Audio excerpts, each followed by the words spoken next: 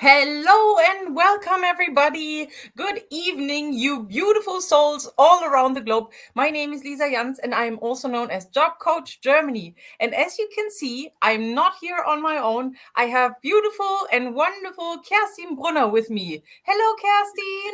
Hi, Lisa. Nice to It's see lovely to have you. you. It's nice to see you Yeah. again. Yeah. So, first of all, for everybody that doesn't know Kerstin, Kerstin is a finance ambassador and she is an expert for financial advice. And in order for you to understand what that actually means and what Kerstin can do for you, that's what this session is actually about. So we will go into some sort of question and answer session for you so that you understand what you can expect when you need Kerstin's help or what you can expect when you are actually working with Kerstin. And obviously, you can find out what it means to actually looking for somebody like Kerstin, who is a finance ambassador, with regards to you being lost and not knowing what kind of questions you need to ask. So, for that, Kerstin is here today to answer all of your questions. So, for everybody that is joining us tonight, feel free to pop your questions in the comments and we will take some time to answer all of them. And Kerstin, my first question would be, so just imagine me being an expat abroad, and I know when I come to Germany, so everything is basically sorted out. I'm coming to Germany because I have found a job and want to start working here. Is there anything that I can plan or that I actually have to plan with regards to my finances before I come to Germany? Yeah, good question. What I would recommend is to get more information regarding, for example, health insurance, Okay. because this is something in Germany you do need to be health insured. And we do have two systems here, a public one and a private one. And so normally when you start with your employer, the HR person can help you here. But in most cases, they are not so familiar with all the information. So it would be good to have a conversation with a financial advisor, with someone who knows the two systems and who can help you clarifying all your questions regarding this, because what I know is that normally in other countries outside of Europe, there is no health insurance or not systems like we do have here in Germany. Mhm. Yeah, and also in some countries, it's not as required as it is here. So it's like a mandatory insurance that we have, and it's a good aspect that you mentioned that the HR person will probably give you some sort of information, but not a holistic overview of what kind of options are out there. I can say that from my personal experience, having worked in HR beforehand, it was normally like that, that our company or the several various companies that I worked with had some sort of cooperation partners, and those would be advertised to the future employee. Yeah, and then the employee would say if they had already an insurance, then they could either opt out and then start with a new insurance. But obviously there are always um, bureaucratic acts involved, but still you can drop out and then sign up with a new insurance company. But if you, for example, come from abroad and don't know anything about our health insurance system, you would definitely just go to the HR person and say, "Oh, you can sort that for me? Perfect. Just where do I need to sign?" Yeah, and that's the issue. You don't get out of this contract so easily anymore. Is that right? So you can get out of it, but there are terms involved, right? Yeah, that's right. So, for example, the runtime of the insurance is minimum a year, and you have to clarify how to get out. And to find a new insurance. And what is most important in my eyes is to find an insurance with an English support. So not a lot of German public health insurance companies offer an English service hotline or something like that. So that means if you are insured with a company and the person on the other side only speaks German, it doesn't help a lot. If you have questions regarding how about cost, or what should I do when I need to see a doctor or something like that. So this is what I recommend to ask the HR person. Is it possible to get an insurance with a company which supports the English service as well? And there are some of them, and it's highly recommended to sign up with one of these companies. Yeah. But I remember from us talking about this topic previously that it's actually very difficult to find English information, such as leaflets or checklists or something like that. Yeah. So if I now don't want to rely simply on my HR person in the company, would it be recommended that I contact you, for example? So could I come to you and you would explain to me the different options? Yes, that's a possibility. So I do have 2 or 3 partners which support the people in English, and I can explain what kind of benefits they do have, because the public health insurance system is normally for everyone, and everyone is same covered, I will say, but some companies offer special support or special services, special treatments. And this is also interesting to know, because maybe you are looking for something special, and this is the possibility to get the insurance that fits to your needs. Yeah, that's perfect. So, and when I am still abroad and need your advice, how can I normally contact you? Would it be possible to have like a virtual meeting with you, or does everything just work through email? How does that work? So I provide my service in different ways. So if you are looking for financial advice, you can find me on LinkedIn. So you can see Kerstin Brunner, Finance Ambassador. This is my name there. And what we can do is we can have a video appointment. This is something really cool in my eyes, because you can get to know each other, and you can also share your screen. So that means if I do have information I want to share, I can share it. And the other way around, if the person who is interested in some information says, I do have some documents, can you please have a look on that? It's also possible to share. Yeah, and if the people are staying in Germany, it depends where they stay, so we can meet in person, or we can have a call or email. There are many ways. It's also possible over LinkedIn. Yeah. Yeah. Okay, so that would have been my next question, that if people are already in Germany, whether you actually do in-person meetings. That's really cool. Yeah, that's good that you also offer that if they are in your area. So that's good. And when somebody contacts you, so for example, I'm your new client or potential client, and want to work with you, how do you normally start the conversation? Because sometimes I might be lost and don't even know what I need to ask. Mm-hmm. Okay, that's an interesting question, because normally the people come up with one question or with many questions. Okay, good. But it's also, if you don't have questions regarding protection or finance or something like that, it's possible to have conversation regarding your current life situation and what kind of plans you have.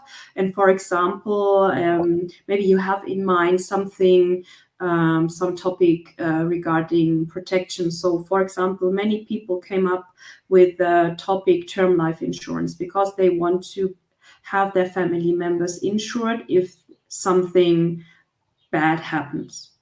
And then we can have a talk regarding this. How can this part can be insured? What kind of possibilities are out there?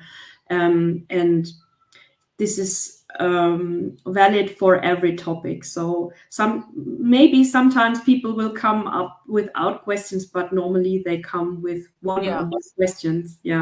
Yeah, but I know that you have a vast portfolio of topics that you can cover.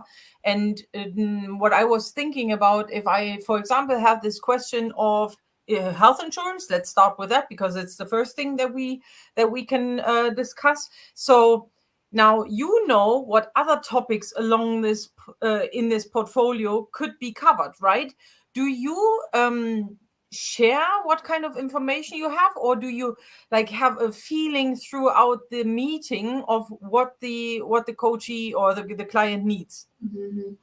Yeah, so this is something you need to pay attention because too much information can overwhelm people.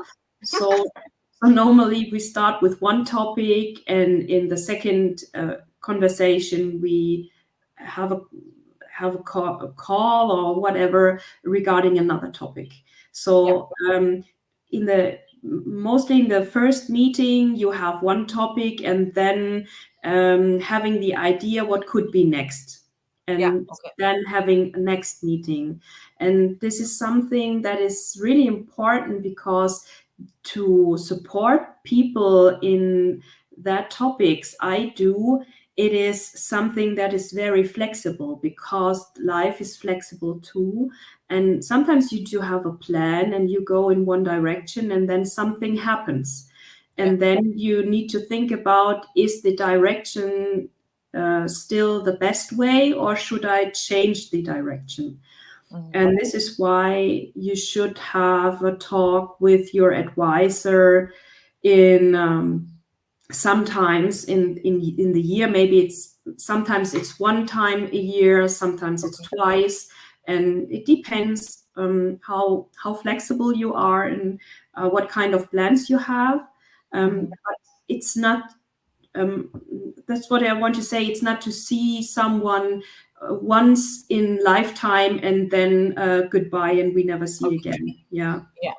And that's why so and that's how this holistic financial advice comes into place, right, in the picture, so that you can like you build up trust, you build up the relationship, and the person is able to contact you throughout their entire life with regards to their finances, right?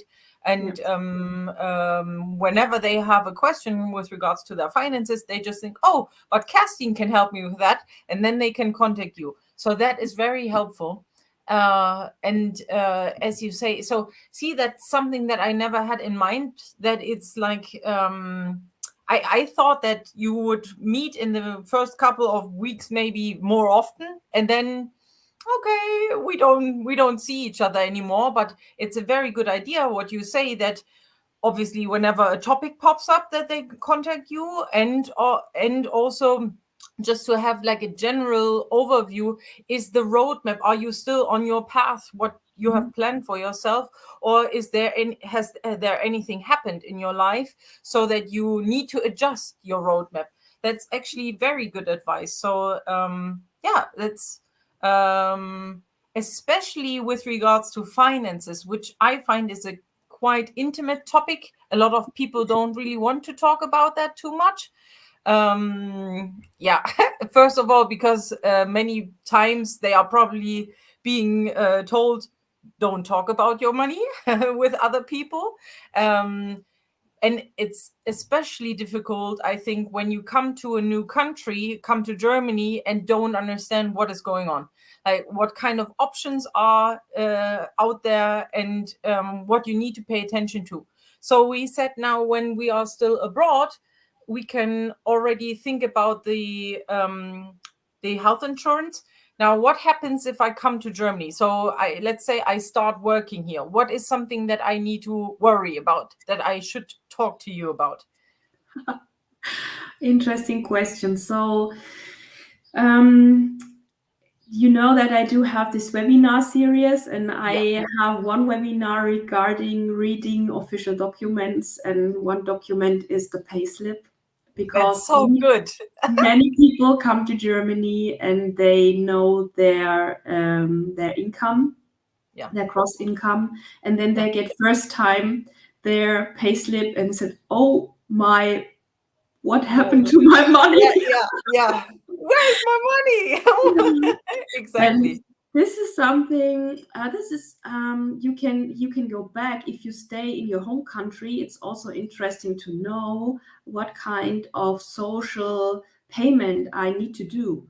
Yeah. And we do have some of them. So, for example, for pension. So we talk about employees. So Mm-hmm. that's employees. You need to pay for pension, for health insurance, for care, and if you are over, I guess it's 93,000 euros, then you have to pay solely as well. Yeah. And there are percentages behind these topics. So, and you can calculate how much it is.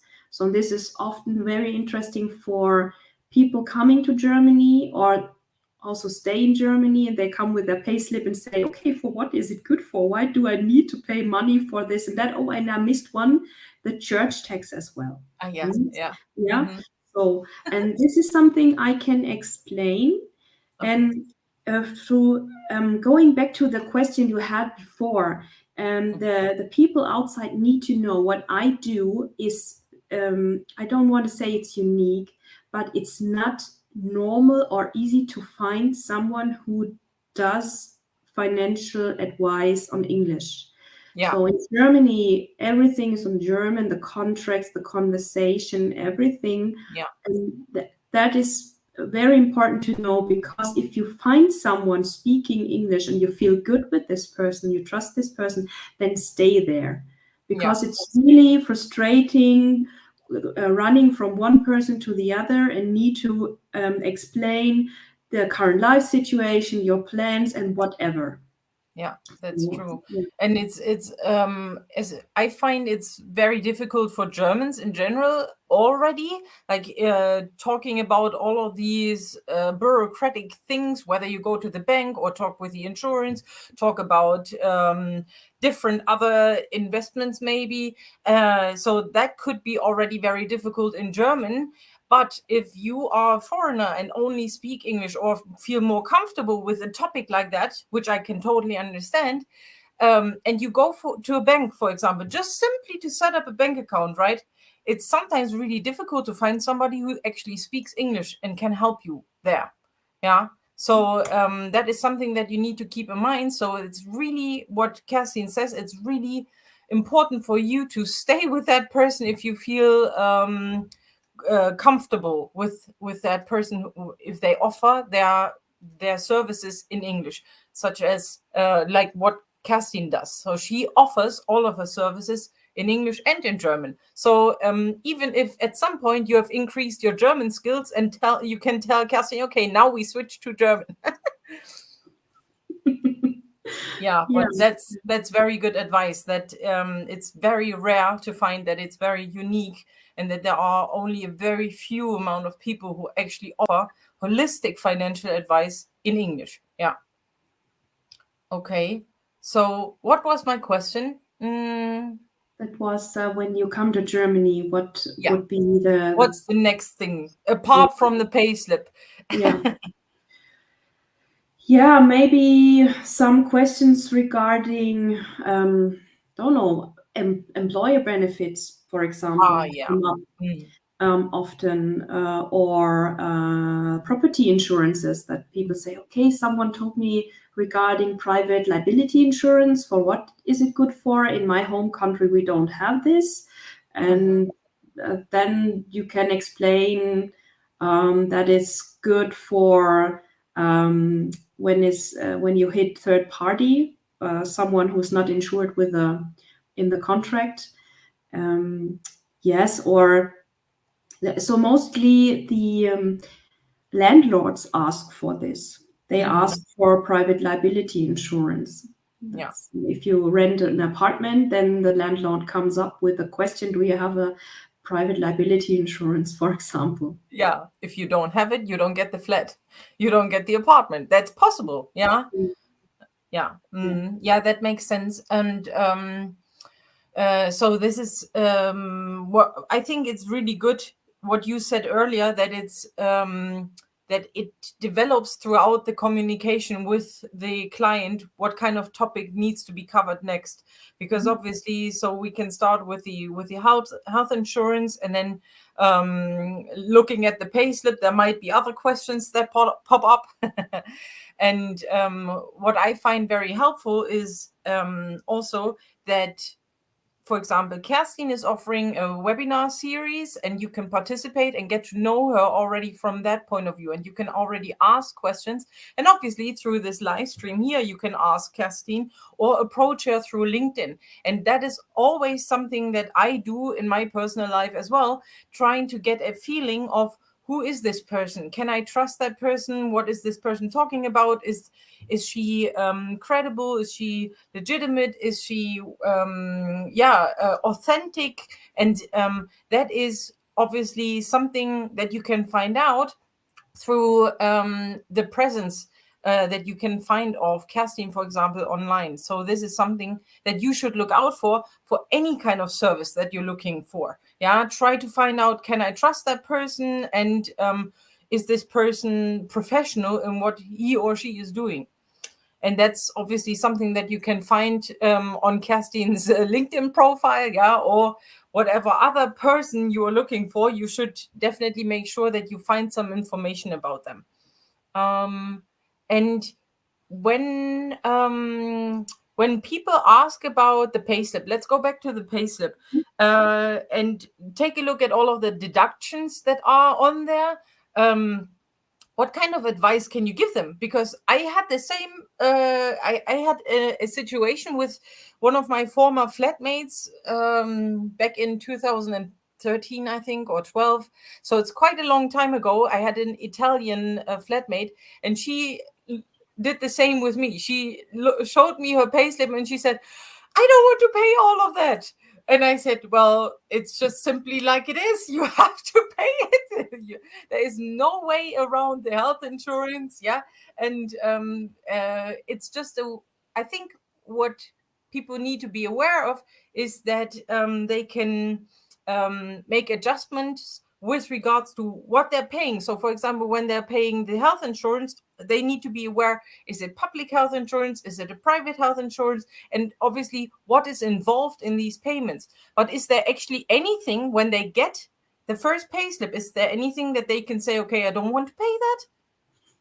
No. Yeah, there's no way around.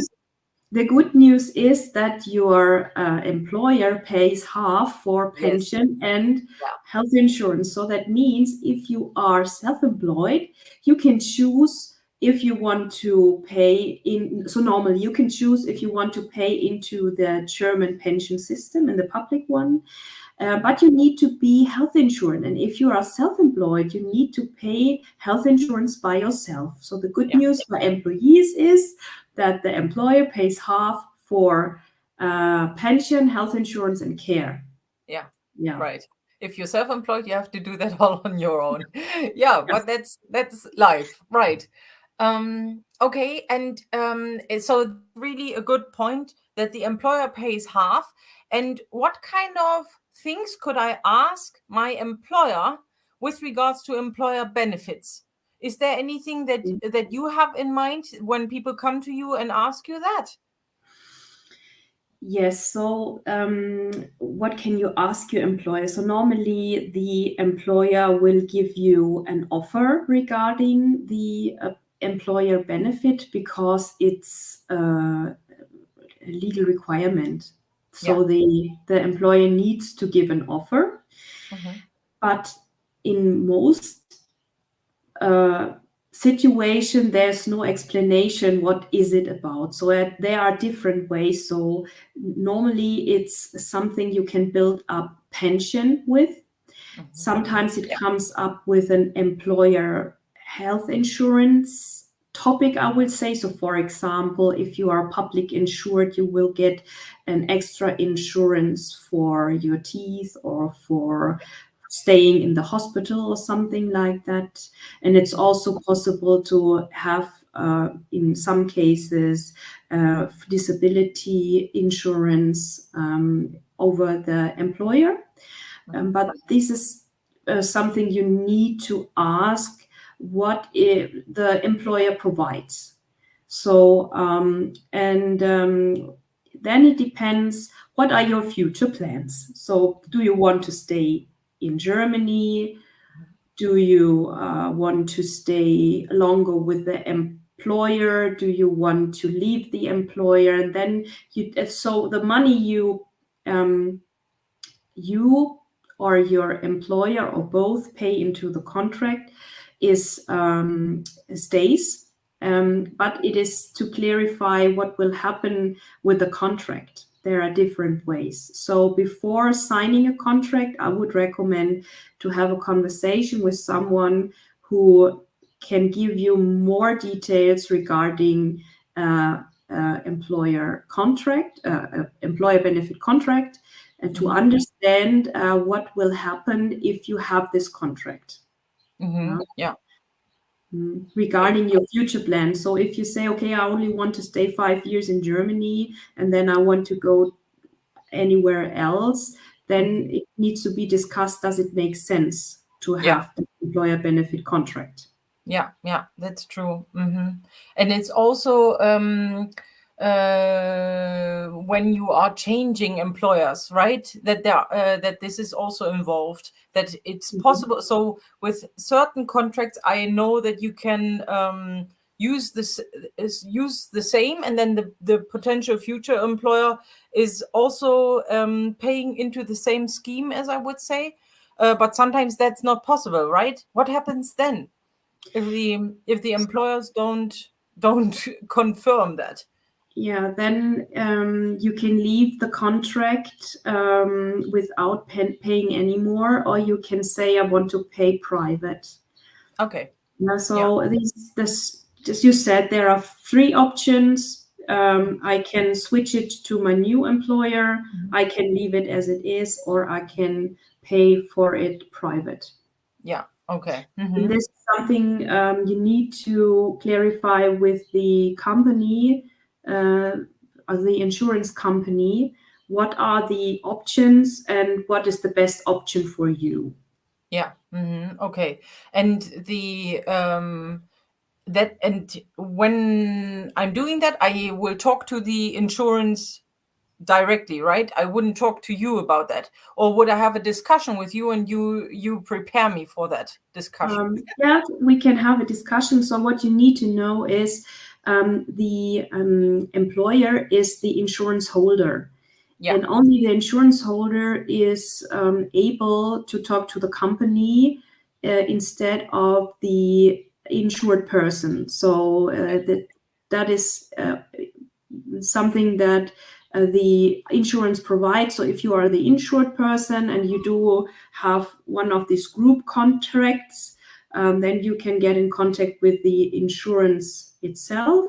Yeah. And you need, if you change the employer, then you have to ask your new employer, please have a look on the contract. Is it possible to switch the money into your system? Can we keep the contract or not? So if you're not sure what to do, you can have a conversation with me as well. And I can give you then questions you can ask, or we can set up an email or whatever. Yeah.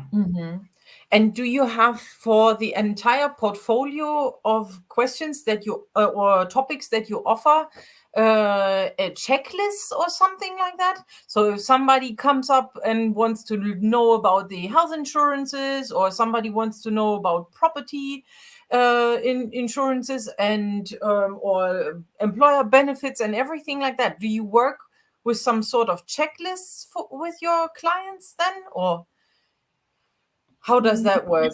Like, do they need material, or is it normally sufficient that they talk to you and clarify everything through a conversation with you? So personnel, the checklist is in my head, I will say. Yeah, that's what I But, thought. Yeah. when we go into a conversation, so normally we come to a point when I need to have a deeper look into contracts or documents. This is Okay. something I need, and I don't. It's not unique because the questions often the same, but sometimes new topics come up or something like that. So that means the list in my head gets longer. And if Okay. I find out, okay, it could go in this and that direction, then I can ask questions, getting the point. Yeah. Yeah. Okay. That makes sense. Okay. So the checklists are in your head. Okay. And what happens if somebody is already working with you? For example, they work with you prior their departure of coming to Germany, and now they are in Germany, but they don't contact you. Would you get in touch at some point with your clients, like once a year or something like that, to check on them? Is everything all right, or is it normally they come anyway and Yeah. ask you questions? So normally I get in contact with the people once a year, Yeah. and I have to think about when does it happen that someone didn't give me the information? No, because the people know that it is really important when they cross the border. There are new topics coming up, and they need someone giving them a helping hand to Yeah. to get everything ready. Yeah. And yeah, it's for me it doesn't make sense to say anything, so it doesn't make sense to say, oh, I'm here for 6 months, I want to let you know, would there be anything to do, or what do you Yeah. mean? Yeah. Yeah, and I mean, there are several ways of how they can contact you. It's not just via video call. If they feel stressed out, they could. I mean, that's normally what I think every normal person would do. Just simply make up your mind. Okay, those are the questions that I have, and could also send you an email that you are prepared, and then you can make an appointment and then talk about all the different questions that they have, right? And but you don't, like, do you also talk to your clients over the phone? Yeah, sure. Oh yeah, okay. Mhm. Okay. So that's also possible. But they are not texting you on WhatsApp or something like that, right? Yeah, you can send me a short message, but not WhatsApp. Yeah. Yeah, So okay. most of the time I get information over LinkedIn. Oh, okay, good. And yeah, and via email. So normally Mhm. when I met new people, I ask them what is the best way to communicate, and Yeah, then they can say, "Oh, I like a video," or "It's better to have email," and then making an appointment. And for me personal, I'm not that person calling people cold, I would say, yeah. because normally you know your days. So I don't know, in the morning you check your emails, or you have a client, and at noon you have a break for lunch, and in the afternoon you do something else. And if someone calls, you don't have time maybe. Yeah, So normally I get in contact with the people via email, and yeah. then asking them, how does it look like in the next 2 or 3 weeks? Can we have an appointment to Mhm. clarify your questions? And then we find a date and a time slot, and then we meet. And that's, I find that very customer focused, which is really what I very much like, because not everybody likes to have video calls, not everybody likes to do phone calls, and it's really easy, I think, to contact you through LinkedIn, and then you asking them what's the best way for you to communicate, because then obviously they can choose the media that they feel most comfortable with. That's actually, oh, I love that. It's really good. That's a very good approach. Yeah, I mean, that's very important with regards to relationship building. And if you want to build up trust with your client, then it's very important that you use that channel, that media channel that they feel most comfortable with, right? And you don't have any issues with doing video chats or lives and phone calls and emails. So that you are very flexible here, which is a very good benefit for your clients. So that's really good. Another question that it's go ahead. also good for my planning because I want to take time for the clients. Yeah. So, for example, if a client calls me because something is urgent, I try to help in this time slot. We have the call for 10 minutes or something like that.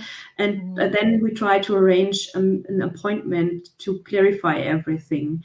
So that means you can get in contact with me when something is urgent, but that doesn't mean that I do have 2 hours to speak and to clarify questions. And this is very important for me because most of the topics need their time and they need explanation. So for me, it's important to have the time slots for 1.5 hours, for example, to stay relaxed and calm, and that we can take our time. Yeah, that makes sense. And also what I think now, from your perspective, and you can tell me whether I'm right or wrong, you probably take out your time to prepare the meeting, then you go into the meeting, and then you have to do some sort of aftercare as well, right? So it's not just what the customer sees. Okay, I saw Kerstin today for 1.5 hours, but there's a lot more preparation involved, depending on the topic, I assume. Yes, that's it. Yeah, and this is why I try in this, what I said, 10 minutes to find out, do I need documents or whatever, that the customer can send it to me or the client can send it to me, and then we can have a longer conversation for clarifying things or to set up a plan or whatever. And as you said, I need to prepare this conversation, have this conversation, and after the conversation, I need to prepare other things. Yeah. Right. And is there some sort of like a book, or like it's not like a dictionary, or like some people would call like the Bible of financial advice, something that you would use for a different topic, like just with regards to health insurances, for example, or with regards to property insurances? Is there anything that you rely on, or is it just changing too quickly? Oh, this is a really good question. So I would say for the clients, I don't have a recommendation. So if you have a look in the internet, there are many answers of many questions, but you are not sure if you have the right answer. But there is no web page or book I can recommend. It's not because the things change so quick. In my eyes, it would be very heavy to sell a book like this because normally clients don't want to read this. They want to ask. That's what I thought. Yeah. So no more. My question would rather be whether you have that, so that you all can take a look, or do you have everything in your head? So I learned it. From the beginning, and I do have round about 4 years experience. So because from the beginning I started with expats and also repats with internationals, and I did my service on English for about 4 years. And so you learned it from scratch, and that's why you have it in your head. Yeah, and I need to learn every year. So it is a legal requirement that I do courses, that I stay updated and to have the newest information. But the courses normally are online, and sometimes you get some handouts for that, but it's not a book I need. But that is also something that is very important, that I always tell the people as well. when you are looking for a service in any field, you should make sure that the person that you get the service from is continuously improving their skills, is continuously working on their particular topic, so that you know, okay, it's not something that Kerstin learned 20 years ago in school, but it's something that she actually knows now. Yeah. So that is very, very important, and it's good that you say that. That's a legal requirement that you have to do courses every year. Yeah, and so you say now that you have started started 4 years ago with working with expats. Why did you do that? Why do you specialize in expats? Well, from my perspective, you're specializing in expats. Why is that? Yeah. So original, I come from the technical field. So I studied computer science and mechatronics, and I did work for an Australian American company. So we need to talk English and write emails and having calls.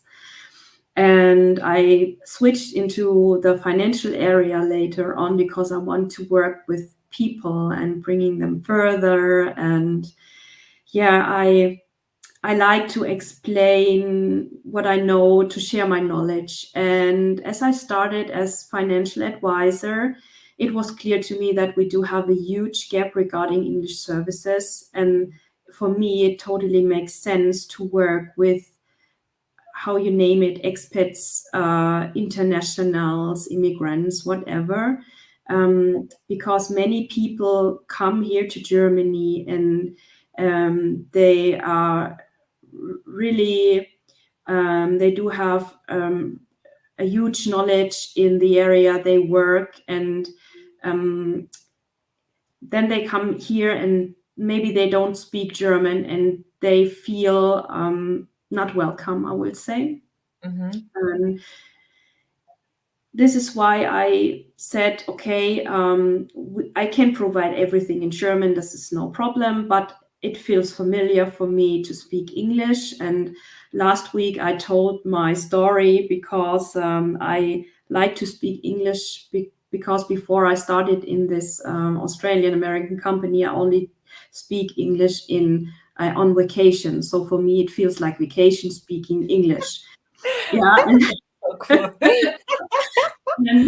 And it's, for me, it's overwhelming talking to all these people, helping clarifying their questions, and then getting their, I will say, thank you, or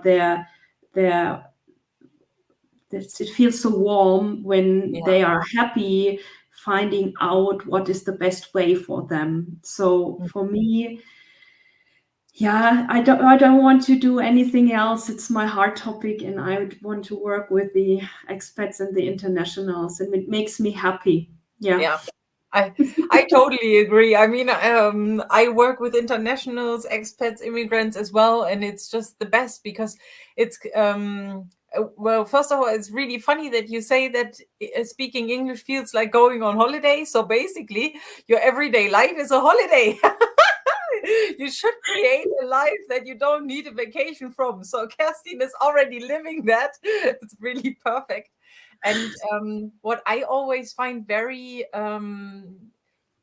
cool is the aspect that you invite the culture in. So you always learn something about somebody else, about their culture as well from abroad. And that is something that I always find very interesting.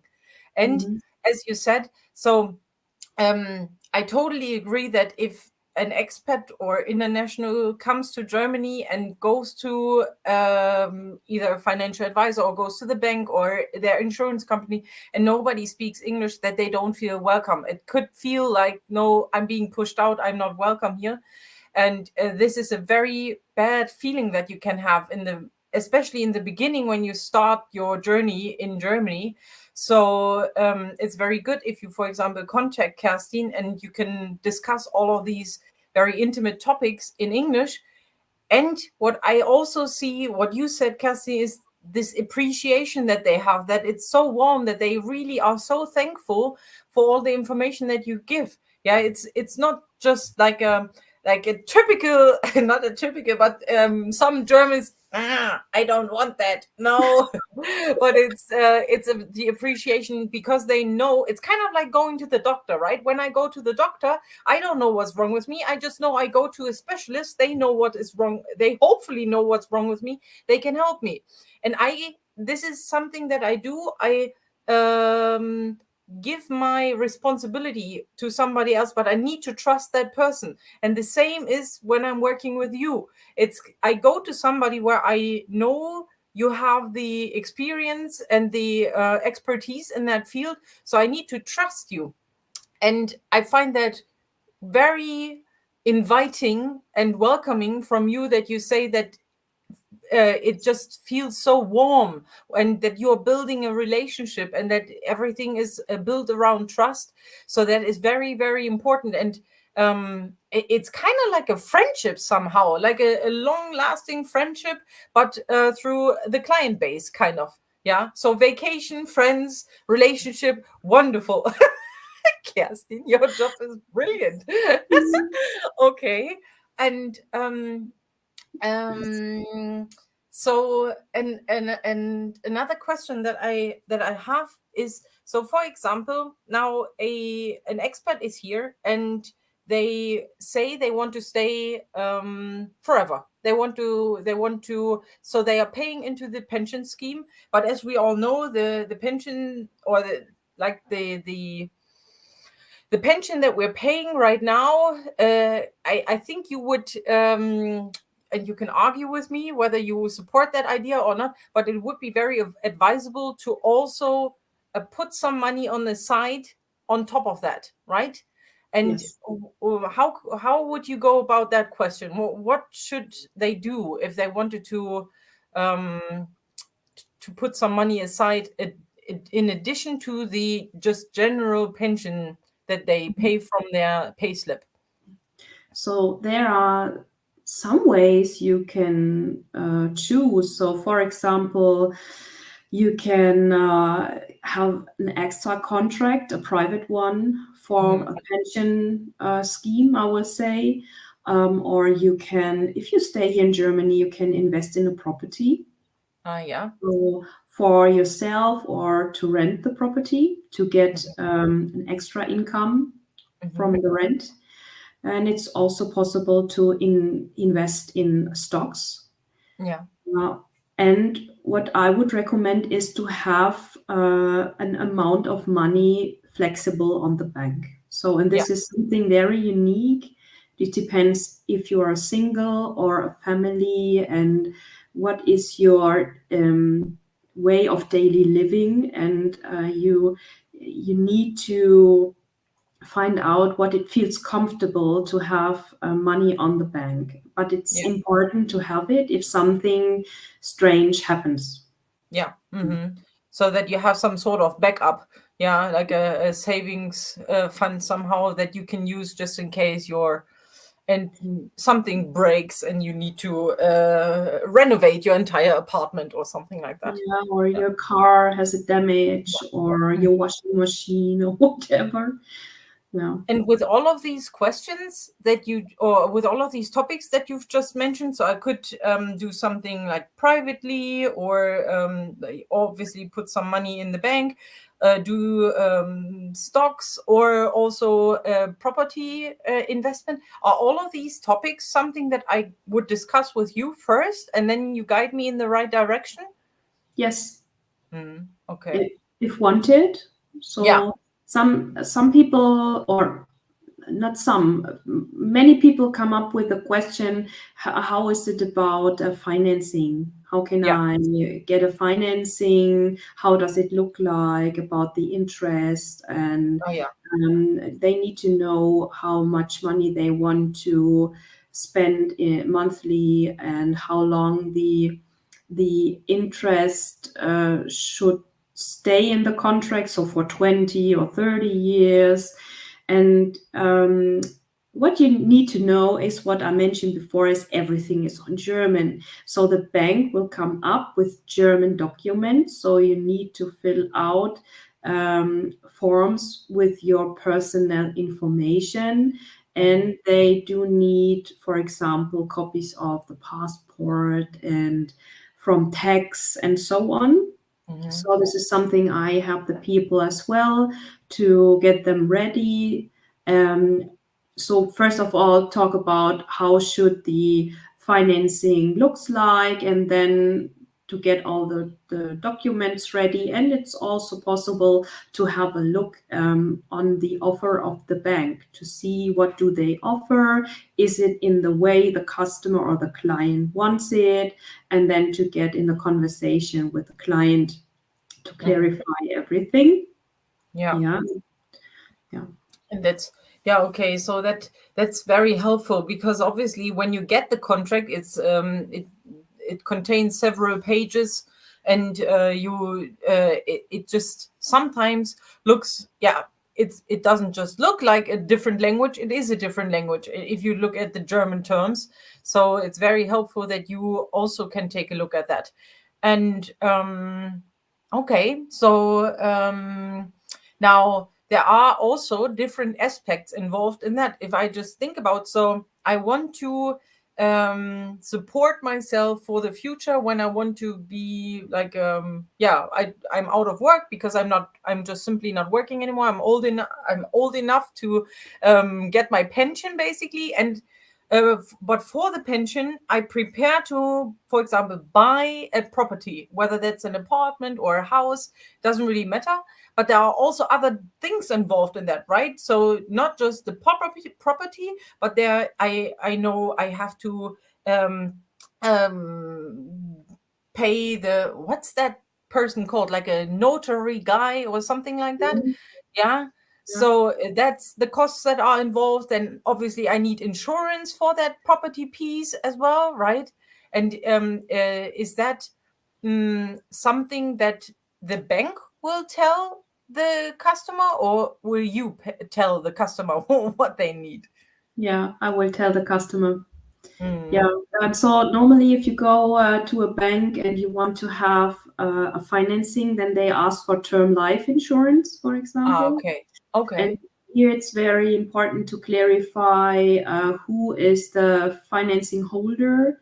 Is it the couple or just one person? And then how high should someone be insured if something happens?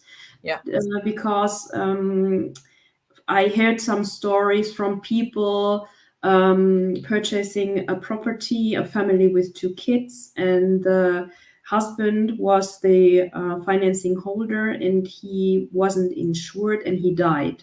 So the young mom needs to sell the house, and there's no money coming from an insurance. And this is something, if you think about that, someone dies.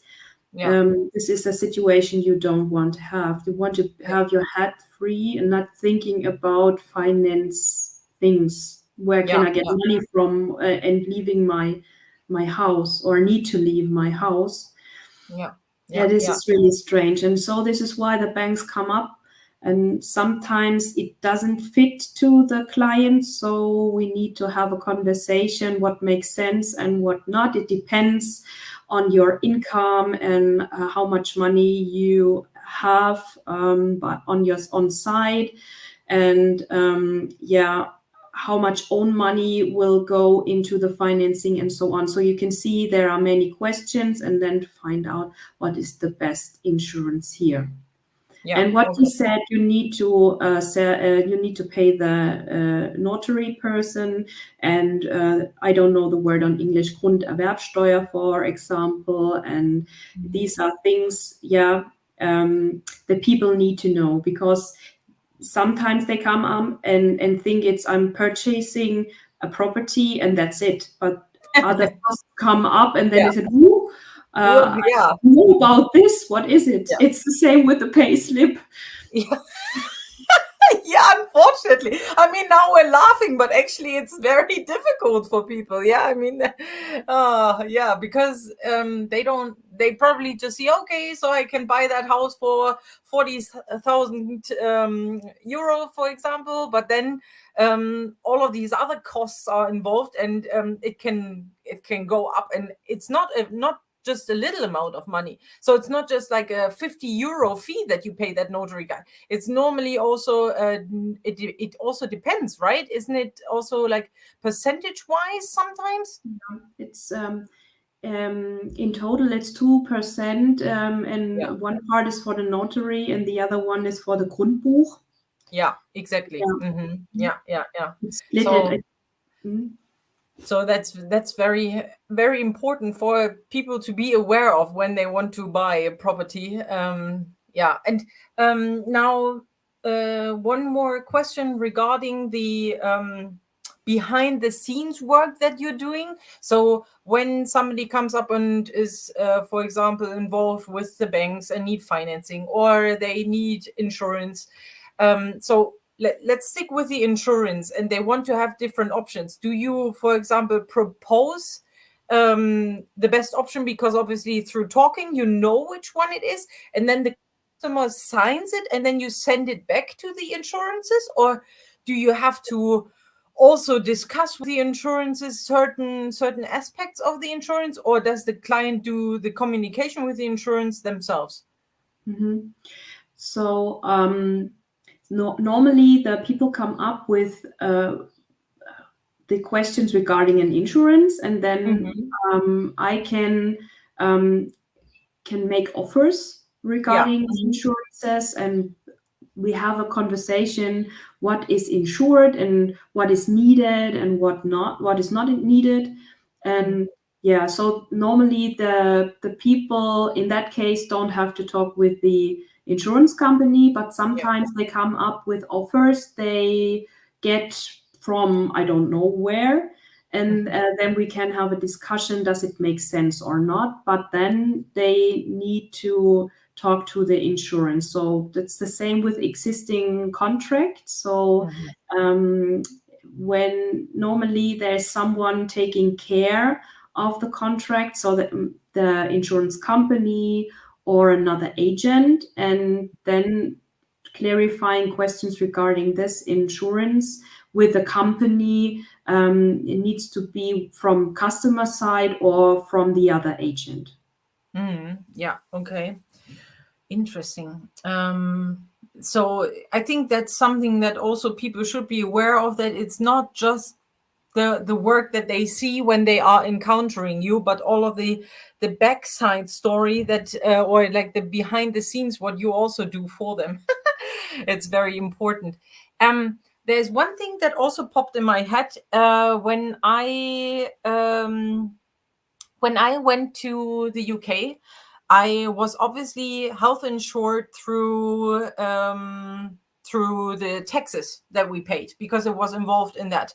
And that was not enough for me, because I wanted to be still able to visit my doctors here in Germany, and just in case something happened, because there are obviously in different countries different standards. And for example, in Germany, we have a very good precautionary system where we go at least once a year to the doctor, for example, whereas in England I was only allowed to go to the gynecologist, let's put it that way, every 3 years, which was not enough for me. So on top of that, I did an additional kind of like an expats insurance sort of thing. Is that something that people could talk to you about as well? So if you are public insured, what I mentioned in the beginning of our conversation, you have coverage for standards. Yeah. And if you want to get more regarding ambulant teeth or a dental or a hospital insurance, then it's possible to make a private contract. And here it's important to find out what is the best coverage for the client. So when we go for the dental one and you have children, then you need to make sure that everything that comes up with Kiefer orthopedy, for example, is covered, because it's something that is really expensive and it's not covered by the public insurance mostly.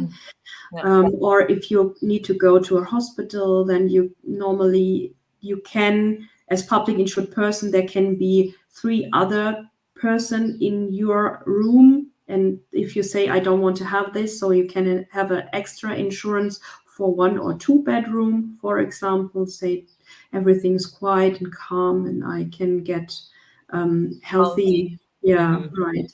And recover in my way. Yeah. Yeah. Makes sense. Okay. So that's good. So anything in additional that I would like to have would definitely be tailored to my needs, and for that I could talk to you, because you then can arrange, okay, that's probably what you need. Right. Okay. So wonderful. Well, people, I know that there were a couple of you guys popping in and out of this live stream here tonight. There were no questions yet, but I want to encourage everybody that is watching the recording of this video to feel free to reach out to Kerstin if you have any questions. So Kerstin, how can people reach you? Just one more time and tell us, where can we find you? Yeah, you can reach me on LinkedIn. So you can see my name and Finance Ambassador. And that would be the best way to get in contact with me. Yeah. And that's perfect, because it's the easiest way. Then they can check out your profile. They can send you a direct message. So if anybody has any questions with regards to financial advice, holistic financial advice, and building a really trustworthy relationship with Kerstin Brunner as your finance ambassador, feel free to reach out to Kerstin. Is there anything else that you would like to share with us tonight?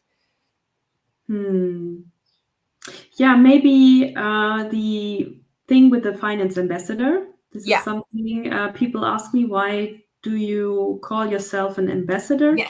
So as we all know, in Germany, financial education is not a topic at school. So we do have all the things we talked today or this evening and had a laugh.